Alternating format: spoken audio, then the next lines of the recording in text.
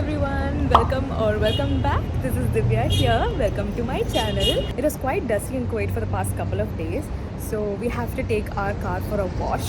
Yeah, so that's what we're going to do today evening. So I am waiting for my dad over here.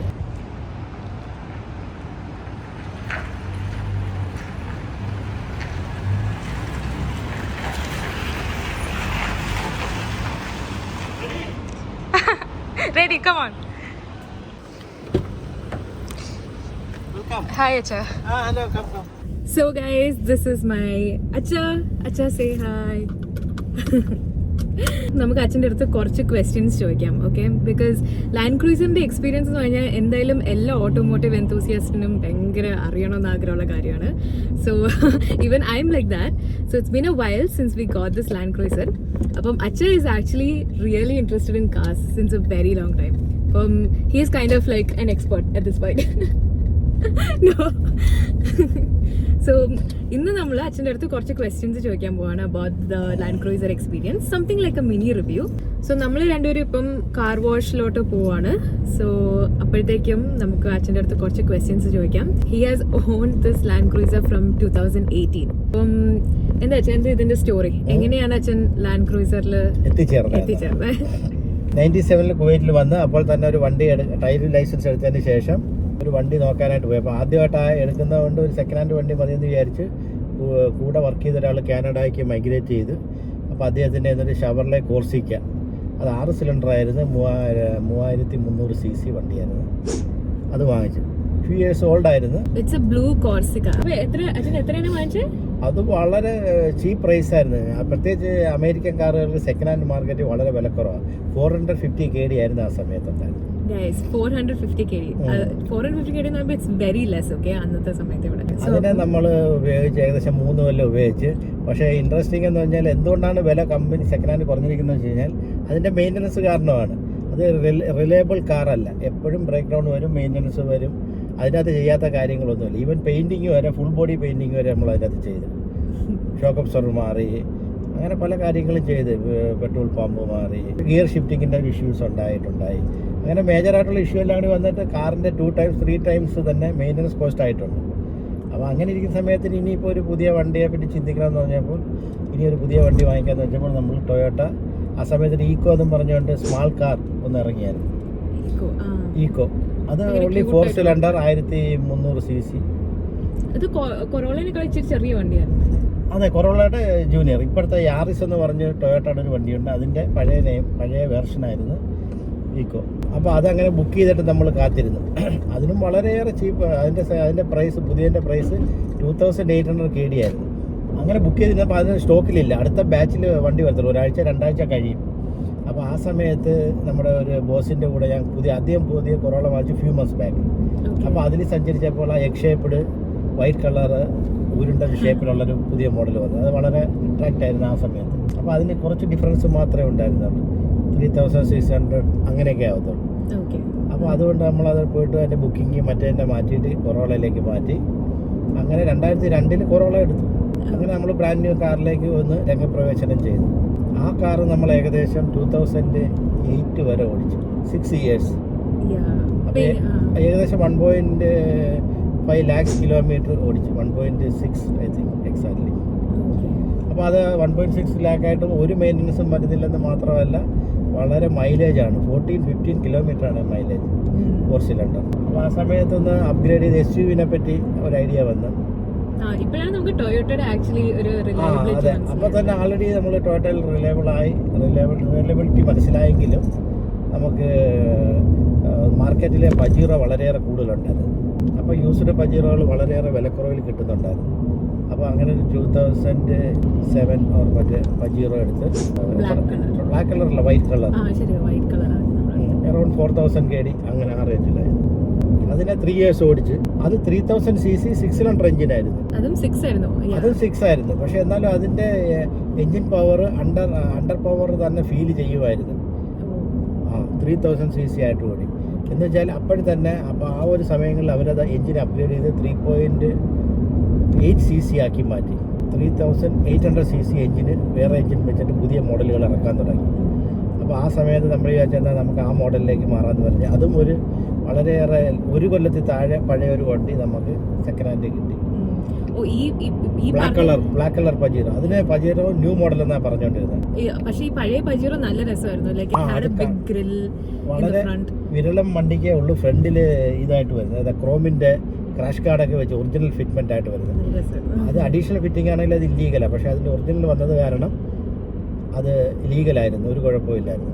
അങ്ങനെ black Pajero വാങ്ങിച്ചത് 7,300 KD. അത് എത്ര വർഷം ഉപയോഗിച്ച Pajero? അത് 11 months 10 months അങ്ങാണ്ടായിട്ടുണ്ടായിരുന്നുള്ളൂ. അത്രയ്ക്ക് പുതിയതായിരുന്നു. Seat കവറൊന്നും plastic ഒന്നും മാറ്റിയിട്ടില്ല. ആൾമോസ്റ്റ് ബ്രാൻഡ് ന്യൂ തന്നെയായിരുന്നു. അതൊരു ലൈക്ക് നമ്മുടെ മിഡിൽ ഈസ്റ്റിലെ ഒരു സ്പെഷ്യാലിറ്റി അല്ലേ? അതെ അതെ, അത് ഫുൾ ഓപ്ഷൻ ബ്ലാക്ക് ആയിരുന്നു, വളരെ നല്ലതായിരുന്നു.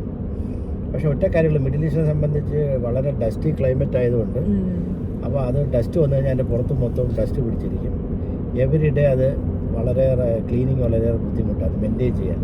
ആ സമയത്ത് ഇതിൻ്റെ കോമ്പറ്റീറ്ററായിട്ട് മാർക്കറ്റിൽ വന്നിരിക്കുന്നത് 2010 തൊട്ട് പ്രാഡോ ഇറങ്ങി. അതും white colour shell shape, pearl white. അത് വളരെയേറെ ക്ലാസിക്, വളരെയേറെ അപ്പിയറൻസ് ഉള്ളൊരു വണ്ടിയായിരുന്നു. അത് ആരുടെയും കണ്ടു കഴിഞ്ഞാൽ അട്രാക്ഷൻ ഉള്ളൊരു വണ്ടിയാണ്. ബ്ലാക്ക് കളർ വണ്ടിയുടെ ഡ്രോബാക്ക് എന്ന് പറഞ്ഞാൽ അത് വളരെയേറെ ഡസ്റ്റി ആവും. ഏത് സമയത്ത് ക്ലീൻ ചെയ്ത് വയ്ക്കാൻ വലിയ പാടാണ്. പ്രത്യേകിച്ച് ഗൾഫ് കൺട്രിയിൽ ഡസ്റ്റി ക്ലൈമറ്റ് കൂടുതലായിട്ടുണ്ട്. അതുകൊണ്ട് വൈറ്റ് കളർ ഒരു പ്രാഡോ, ടൊയോട്ടയിലേക്ക് തിരിച്ചു പോകണം എന്നുള്ള ആഗ്രഹത്തിൽ ഒരു വൈറ്റ് കളർ പ്രാഡോ കണ്ടെത്തി. അതും വളരെ കുറച്ച് കിലോമീറ്റർ ഉണ്ടായിരുന്നുള്ളൂ. അത് നമ്മൾ വാങ്ങിച്ചു. അത് 1,70,000 കിലോമീറ്റർ വരെ ഓടിച്ചു. അപ്പോഴത്തേക്ക് 2017 ലാസ്റ്റ് എത്തിക്കഴിഞ്ഞു. അപ്പം 2012 തൊട്ട് 17 5 years അത് ഓടിച്ചു കഴിഞ്ഞപ്പോൾ അപ്ഗ്രേഡ് ചെയ്യണമെന്ന് വിചാരിച്ചു. അത് വാങ്ങിച്ച വിറ്റ വില കേൾക്കണമെന്ന് ആഗ്രഹമുണ്ട്. അത് 9,300 വാങ്ങിച്ചത്. വിറ്റ വില വന്നിട്ട് 6,000. 9,300 KD വാങ്ങിച്ചു. 6,000 വിറ്റ് after 5 years. Imagine that resale value over here for Toyota. So from പ്രാഡോയിൽ നിന്ന് അപ്ഗ്രേഡേഷനെ പറ്റി ചിന്തിച്ചപ്പോൾ ആകപ്പാടെ ഉള്ള മോഡലുകൾ 3-4 മോഡലുകളെ നമുക്ക് ചിന്തിക്കാൻ പറ്റും. ഒന്ന് നിസാൻ പട്രോൾ, പക്ഷെ അത് 8 സിലിണ്ടറാണ്. ഷെവർലെ താഹോ, അത് 8 സിലിണ്ടറാണ്. പിന്നെ GMC യൂക്കോൺ, അത് 8 സിലിണ്ടർ. ലാൻഡ് ക്രൂയിസർ നോക്കിക്കൊണ്ടിരുന്ന സമയത്തിനാണ് നമ്മൾ ദുബായിലൊരു ടൂറിന് പോയത്. അപ്പോൾ ആ സമയത്ത് ഡെസേർട്ട് ഡ്രൈവിന് ചെന്നപ്പോൾ അവിടെ 20 വണ്ടികൾ ഞാൻ എണ്ണിയപ്പോൾ 19 ലാൻഡ് ക്രൂയിസർ ആയിരുന്നു. അതിനുശേഷം നമ്മൾ വിചാരിച്ചു എന്നാൽ പിന്നെ ലാൻഡ് ക്രൂയിസർ തന്നെ വാങ്ങിക്കാം. പക്ഷെ ഇവിടെ ഓഫ് റോഡ്, കുവൈറ്റിൽ ഓഫ് റോഡിന്റെ സാധ്യതകളൊന്നും തന്നെ ഒന്ന് നിസാൻ പട്രോളായിരുന്നു. നിസാൻ പട്രോൾ ഇതുപോലെ തന്നെ വളരെ മനോഹര വണ്ടി തന്നെ. പക്ഷെ അതിന് കുവൈറ്റ് മാർക്കറ്റിൽ ഇച്ചിരി ഡള്ളാണ്. ടൊയോട്ടയുടെ അത്രയും തന്നെ ഒരിതില്ല. പിന്നെ നമുക്ക് അമേരിക്കൻ കാറിൻ്റെ ഇഷ്യൂസുകളുണ്ട്. അതിൻ്റെ ഡ്യൂറബിലിറ്റിയും റിലയബിലിറ്റിയും പറ്റി നമുക്ക് ടൊയോട്ടയെ പോലെയുള്ള വിശ്വസനീയത നമുക്ക് ഇഷ്ടം ടൊയോട്ടയാണ്. അതുകൊണ്ട് ടൊയോട്ട ലാൻഡ് ക്രൂയിസറിനെ പറ്റി ചിന്തിച്ചു. പക്ഷേ സെക്കൻഡ് ഹാൻഡ് മാർക്കറ്റിൽ ഇച്ചിരി യൂസ്ഡ് ആണെങ്കിൽ ഇച്ചിരി വില കുറഞ്ഞ് കിട്ടും എന്നുള്ള ഉദ്ദേശത്തിൽ നോക്കിയപ്പോഴാണ് റിയലി ഒരു ഫാക്റ്റ് മനസ്സിലായത്. ലാൻഡ് ക്രൂയിസറിന് സെക്കൻഡ് ഹാൻഡ് മാർക്കറ്റിൽ വളരെ വിലക്കുറവ് അല്ല. റീസണബിൾ പ്രൈസിലേ നമുക്ക് റീസണബിൾ ഡിസ്കൗണ്ട് കിട്ടത്തുള്ളൂ. അപ്പോൾ അതുകൊണ്ട് നമ്മൾ better go for a new one. എന്തായാലും no more upgradation we want. അതുകൊണ്ട് നമ്മൾ എന്ത് ചെയ്തു, പുതിയ ഒരു ലാൻഡ് ക്രൂയിസറിനെ ബുക്ക് ചെയ്ത് ഒരാഴ്ച കഴിഞ്ഞപ്പോൾ നമുക്ക് കിട്ടി. അടുത്ത ഷിപ്മെൻറ്റിലാണ് അത് കിട്ടിയത്. സോ ഇപ്പം അച്ഛൻ പറഞ്ഞ പോലെ അച്ഛൻ്റെ ലാൻഡ് ക്രൂയിസർ മേടിക്കാൻ തീരുമാനിച്ചപ്പം മറ്റു ഓപ്ഷൻസ് ഉണ്ടായിരുന്നത് GMC നാട്ടിലില്ല, നമ്മുടെ നാട്ടിലില്ല. നിസാൻ പട്രോൾ എല്ലാവർക്കും അറിയാമായിരിക്കും. Chevrolet Tahoe. സോ അതിൻ്റെയൊക്കെ റിലയബിലിറ്റിയും പിന്നെ റീസെയിൽ വാല്യൂ ഒക്കെ മാർക്കറ്റിനെ വെച്ച് നോക്കുമ്പോൾ ടൊയോട്ടയാണ് reliable. And second hand market അത് വളരെ ഇമ്പോർട്ടൻ്റ്. നമ്മളിവിടെ സ്ഥിരമല്ല, ഏത് നിമിഷവും നമ്മളിവിടെ നിന്ന് വിട്ടുപോകാനുള്ള സാധ്യതയുണ്ട്. അപ്പോൾ നമുക്ക് എപ്പോഴാണെങ്കിലും വിറ്റിട്ട് പോകാൻ പറ്റും. ഇത് നാട്ടിൽ കൊണ്ടുപോയി ഓടിക്കാൻ പറ്റും. എന്തുകൊണ്ടാണ് മൈലേജിൻ്റെ ഇഷ്യൂസ്. 8 സിലിണ്ടറാണ്, മേ ബി 5 കിലോമീറ്റർ മൈലേജ് കിട്ടും. സോ നമ്മൾ മേടിച്ച മോഡൽ ഇപ്പം 2018. പിന്നെ അച്ഛൻ കുറച്ചും കൂടെ അതിൻ്റെ അകത്ത് തന്നെ 3 ഷെവർലെ തന്നെ ടൊയോട്ട ലാൻഡ് ക്രൂയിസർ 3 വേർഷൻ അപ്പോൾ മാർക്കറ്റ് അവൈലബിൾ ആയിരുന്നു. ഒന്ന് വെച്ചാൽ 6 സിലിണ്ടർ, ഒന്ന് 8 സിലിണ്ടർ, അടുത്തത് 5.7 ലിറ്റർ വലിയ എഞ്ചിനുള്ളത്, അതും 8 സിലിണ്ടർ തന്നെയാണ്. അങ്ങനെ 3 കപ്പാസിറ്റിയിലായിരുന്നു ഉണ്ടായിരുന്നത്. അപ്പോൾ നമ്മൾ റീസണബിൾ ആയിട്ടുള്ള 8 സിലിണ്ടറാണ് സെലക്ട് ചെയ്തത്. 5.7 വളരെ വലിയ എഞ്ചിനാണ്, അതിൻ്റെ ആവശ്യമുണ്ടെന്ന് തോന്നുന്നില്ല. നമ്മൾ മോസ്റ്റ് ഓഫ് ദ ടൈം നല്ല റോഡുകളിൽ കൂടിയാണ് ഓടിക്കുന്നത്. ഓഫ് റോഡിന് പോകുന്നതില്ല. എല്ലാവിധ ഓഫ് റോഡുകളും ഉണ്ട്. ആൾവേസ് 4 വീൽ ഡ്രൈവിംഗ് കൂടിയാണ്. പക്ഷെ നമ്മൾ ഡേ ടു ഡേ ലൈഫിൽ ഇറ്റ്സ് വെരി സ്മൂത്ത്. ഓക്കെ, അപ്പം നമ്മളിപ്പം ഇത് ആ സമയത്ത് വാങ്ങിച്ചപ്പോഴത്തേക്കും വാട്ട് വാസ് ഇറ്റ്സ് പ്രൈസ് അന്ന്? നമ്മൾ ആൾറെഡി 2016 തൊട്ട് 15 തൊട്ട് ആക്ച്വലി ഇതിൻ്റെ മാർക്കറ്റ് ഷോറൂം വിസിറ്റ് ചെയ്യുമായിരുന്നു. 2015 15,500 ആയിരുന്നു. 16 ചെന്നപ്പോൾ 16,500 ഏകദേശമായി. 17 ചെന്നപ്പോൾ 17,000 ആയി. അപ്പോഴാണ് നമ്മൾ 17 ലാസ്റ്റിലാണ് നമ്മൾ മോഡൽ ഫൈനൽ ചെയ്തത്. പക്ഷേ വണ്ടി പുതിയ ബാച്ച് വരുമ്പോൾ again price hike to 18,000 plus. 18,000 plus ആയി നമ്മൾ. 18,000 KD നമ്മൾ ഇത് 2018 18,000 KDക്കാ മേടിച്ചത്. ഇപ്പോഴത്തെ ലാൻഡ് ക്രൂയിസർ ഇപ്പം എന്തായാലും ഇപ്പം റീസെൻ്റ്ലി ഞാൻ പോയി അന്വേഷിച്ചിരുന്നു. പക്ഷേ ഇച്ചിരി ബോഡി അപ്ഗ്രേഡേഷൻ വന്നിട്ടുണ്ട്. ഫ്രണ്ട് ഗ്രില്ല്, ലൈറ്റുകൾ, മെയിനായിട്ട് അപ്പിയറൻസ് തന്നെ മാറ്റം വന്നു. പക്ഷേ മെയിൻ ബോഡി സ്ട്രക്ചർ സെയിം തന്നെ. ഇൻസൈഡ് മെയിൻ ഷെല്ല്, ഫ്രണ്ടും ബാക്കും മാറിയിട്ടുണ്ട്. അപ്പോൾ അതിന് വില ഇപ്പോൾ 22,000 ഒക്കെ ആണെന്നാണ് കേൾക്കുന്നത്. 25,000-26,000 വരെ വിലയുണ്ട്. അറൗണ്ട് 300 ഹോഴ്സ് പവർ ഉണ്ട്. അപ്പോൾ നമ്മൾ എത്ര ഹോഴ്സ് പവർ ഉപയോഗിക്കാൻ സാധ്യതയുണ്ട്? നമ്മൾ വണ്ടി വാങ്ങിച്ചു കഴിഞ്ഞിട്ട് ഇതിന് ഓടിക്കാതിട്ട് കാര്യമില്ലല്ലോ. മാക്സിമം ഇത് ഓടിക്കുക.